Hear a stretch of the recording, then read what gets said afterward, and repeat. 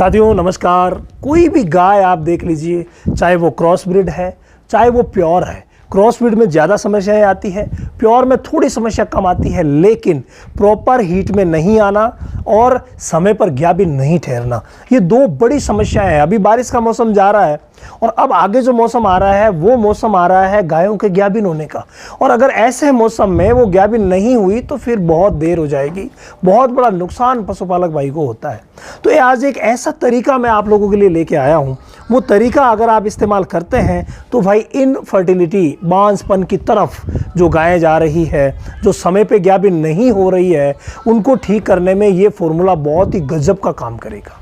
वो फॉर्मूला क्या है? देखिए, आपने काली मिर्च का नाम सुना, काली मिर्च आप इस्तेमाल भी करते हैं, लेकिन इनफर्टिलिटी को दूर करने में काली मिर्च को इस्तेमाल करने का एक महीना ऐसा होता है, उस महीने में अगर आपने काली मिर्च को इस्तेमाल किया, एक चीज़ और भी साथ में जोड़ेंगे, लेकिन काली मिर्च को उस महीने में आपने इस्तेमाल किया तो भाई बहुत ही शानदार रहेगा और गाभिन नहीं ठहरने की जो प्रॉब्लम है गायों में, उसको ठीक किया जा सकता है। और वो महीना कौन सा है? वो महीना है बच्चा देने से 5 दिन बाद से शुरू कीजिए और 35 दिन तक, यानी बच्चा देने के 5 दिन से लेकर के और 35 दिन तक आप कम से कम, ज़्यादा नहीं कह रहा हूं मैं, लेकिन कम से कम 400 ग्राम काली मिर्च आप एक गाय के ऊपर यूज कीजिए। 400 ग्राम कैसे देंगे? मात्र 10 से 15 ग्राम रोज देनी है।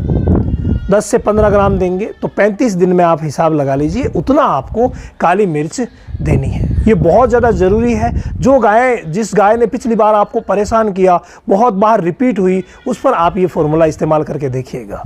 हमने पहले भी आपको बताया था कि जो ही गाय भैंस बच्चा देती है उसके बाद आप उसकी बच्चेदानी की सफाई का पूरा प्रबंध कीजिए और जहर गिरे, 24 घंटे के भीतर जहर गिरे, उसके बाद उसके मेले गिरे, उसके लिए जो आपको हल्दी और गुड़, अजवाइन, सौंठ और जो आपको जीरा वगैरह मिला करके जो काढ़ा बताया था मैंने, वो काढ़ा आप इस्तेमाल करके जर और मेलों का काम कर सकते हैं। लेकिन ये जो फॉर्मूला है बहुत ही शानदार रहेगा कि आप पर डे 10 से 15 ग्राम काली मिर्च दें, बच्चा देने के 5 दिन बाद से शुरू करें, 35 दिन तक रखें, तो ये बहुत ही शानदार रहेगा। 1 महीने का मामला। इसके अलावा इसके साथ साथ आपको देना है हल्दी।